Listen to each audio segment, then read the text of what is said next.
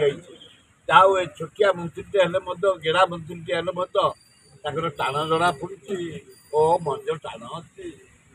8 ଦିନ ତଳେ ମୁଁ ଦାବି ପତ୍ର ଦେଇ 4ଟା ଯାକ ପଏଣ୍ଟ ଉପରେ ଗରିବ ଲୋକଙ୍କର ପର୍ବ ଭିତରେ ଯୋଉ ରଜ ପର୍ବ ଶେଷ ଦିନ ଭୂଇଁ ଦହନ ଭୂମିକି ଆଜି ପୂଜା କରାଯାଏ। ସଂକ୍ରାନ୍ତିରେ ପୂଜା ହୁଏ ଚାଷୀ ଆମେ ପୂଜା ସରିଲା। ଆଜି ଉଦ୍ଯାପନ ଦିବସ ପଶା ଖେଳ ଉଦ୍ଯାପନ କବାଡ଼ି ଉଦ୍ଯାପନ ପୁଚି ଝିଅମାନଙ୍କର ଉଦ୍ଯାପନ ପିଠା ବଣ୍ଟା ଉଦ୍ଯାପନ ଆଜି ପୁରା ଯେଉଁ ଦୋଳି ବନ୍ଦ ସଙ୍ଗୀତ ବନ୍ଦ ନାଚ ବନ୍ଦ ଆଜି ହେଉଛି ଶେଷ ତାରିଖ।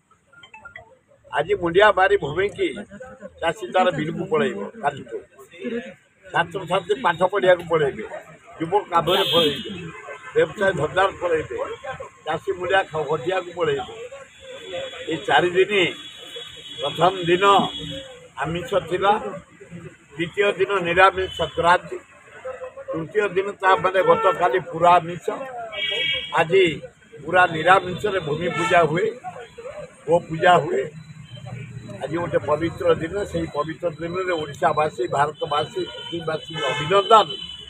ଆସନ୍ତା ବର୍ଷ ସମସ୍ତଙ୍କର ମଙ୍ଗଳ ହଉ, ଚାଷ ଭଲ ହଉ, ପିଲାମାନେ ଭଲ ପଢ଼ନ୍ତୁ, ସ୍ୱାସ୍ଥ୍ୟ ଭଲ ରହୁ, ସମସ୍ତେ କାମରେ ଲାଗେ। ମୁଁ ସେ କଥା ପର୍ଯ୍ୟନ୍ତ ଫାଇନାଲ କରିବି।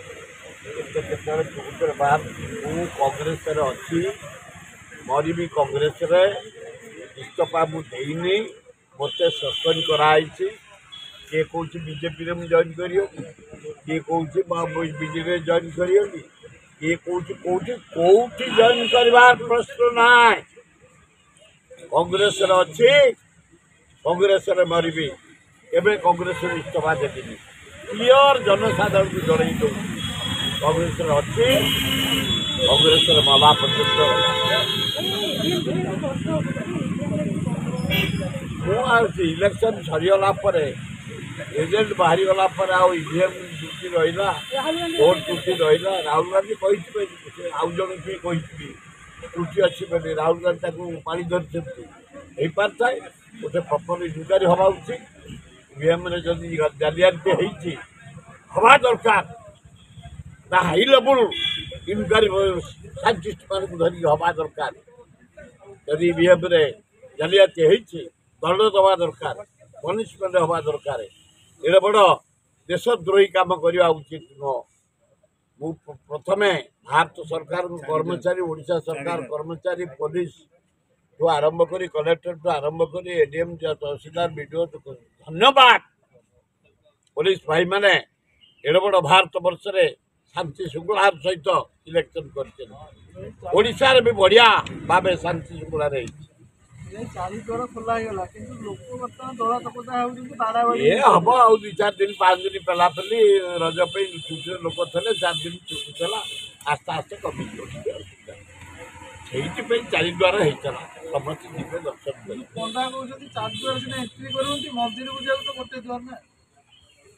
କ'ଣ ହେଇଥିଲା କ'ଣ ନାହିଁ ଆଉ ଗୋଟେ ଇନକ୍ୱାରି କମିଟି ବସୁ, କ'ଣ କଲେ ଲୋକମାନେ ଅସୁବିଧାର ସମ୍ମୁଖୀନ ହେବେନି, ଜଗନ୍ନାଥଙ୍କୁ ଦର୍ଶନ କରିବେ, ବଳଭଦ୍ର ସୁଭଦ୍ରାଙ୍କୁ।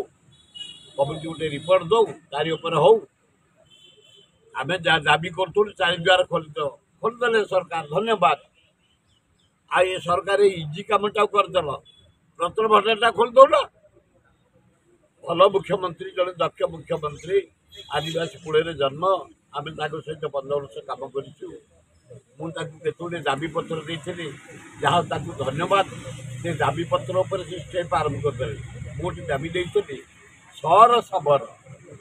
ସହର ହେଇଯାଇଛି, ସବର ହେବା କଥା ସବକାଷ୍ଟ ସିଡ୍ୟୁଲ୍ ଟ୍ରାଇବ୍ ସାର୍ଟିଫିକେଟ୍ ପାଇଁ ପ୍ରୋସେସ୍, ମୁଁ ତାକୁ ଦାବି କରିଦେଇଥିଲି, ପ୍ରୋସେସ୍ ହେଇଗଲାଣି। ଆଉ ଗୋଟେ ହେଉଛି ଜଙ୍ଗଲ ଜମି, ଆଦିବାସୀ ଗାଁ ଯେଉଁଠି ଏ ନଥିଲା ରାଜଧାନୀ, ଏ ଥିଲା ଭରତପୁର ଜଙ୍ଗଲ। ଏ ଆଦିବାସୀମାନେ ଆଗରୁ ଅଛନ୍ତି, ଜମି ହେଉଛି ଜଙ୍ଗଲ ଜମି, ପଟା ପାଇପାରୁନ, ତାକୁ ଦିଆଯାଉ। ଆଉ ଗୋଟେ କହିଥିଲି, ଏ ଗରିବ ଲୋକଙ୍କର ଯେଉଁ ଖଣ୍ଡିଆ ଚାଳରେ ରହିଛନ୍ତି, ନଡ଼ାଟେ ବାନ୍ଧିକି ରହିଛନ୍ତି, ଜରିଟେ ଟାଙ୍ଗିକି ରହିଛନ୍ତି। ଏ ଗରିବ ଲୋକଙ୍କୁ ଘର କରିଦିଆଯାଉ। ଆଦିବାସୀ, ହରିଜନ, ଗରିବ, ମୁସଲମାନ, ଖ୍ରୀଷ୍ଟିଆନ ସବୁ ଜାତି ଲୋକ ଅଛନ୍ତି। ଯାହା ମୁଁ ଧନ୍ୟବାଦ ତାଙ୍କୁ ଦେବି। 5 ଦିନ ତଳେ ଦେଇଥିଲି, ସବୁ ପ୍ରୋସେସ୍ ହେଇଛି। ଲାଷ୍ଟ ତାଙ୍କୁ ଦେଇଥିଲି ଆମ ଜମି ଗୁଡ଼ାକ ଜଗନ୍ନାଥଙ୍କ ନାଁରେ ହେଇଯାଇ ସ୍ଥିତି ବାହାର 84 ଗାଁଟା କ୍ୟାନସଲ୍ ହେଇକି ତାଙ୍କୁ କ୍ଲିୟର ହେଇଗଲା। ଆଉ 23ଟା ଗାଁ କାହିଁ କରୁନାହାନ୍ତି ମୁଁ ଜାଣିପାରୁନି। ତାକୁ ବି ଦେଇଛି, ସେ ବି ପ୍ରୋସେସିଂ ହେଇଛି ବୋଲି ମୋତେ ରେଭିନ୍ୟୁ ସେକ୍ରେଟାରୀ କହୁଥିଲେ ପ୍ରୋସେସିଂ ହେଇଛି। ଯାହା ହଉ ଏ ଛୋଟିଆ ମନ୍ତ୍ରୀଟେ ହେଲେ ମଧ୍ୟ, ଗେଡ଼ା ମନ୍ତ୍ରୀଟେ ହେଲେ ମଧ୍ୟ ତାଙ୍କର ଟାଣ ଜଣା ପଡ଼ୁଛି। ଓ ମଞ୍ଜ ଟାଣ ଅଛି। 8 ଦିନ ତଳେ ମୁଁ ଦାବିପତ୍ର ଦେଇ 4ଟା ଯାକ ପଏଣ୍ଟ ଉପରେ ପ୍ରୋସେସିଂ ଷ୍ଟାର୍ଟ।